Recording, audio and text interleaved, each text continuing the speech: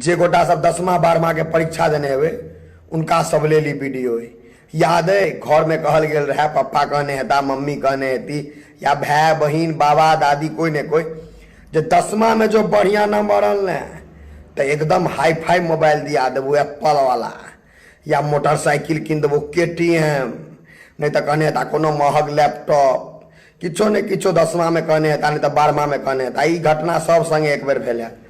आ जहन अहाँ रिजल्ट लऽ आयल हेबै तऽ भेटल हैत कटहर, किछु नहि, सबटा बिसरि जाइ छै, कहै छै एतनी में की हेतौ। 95% लऽ अयबै तैयो कहते ककरा लग के 98 एलैए।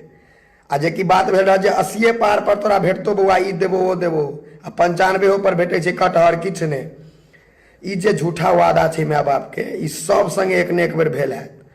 कहू माय बाप सेहो झूठ बाजि सकैए, ई बड़का गप छै यौ, नहीं बजबाक चाही।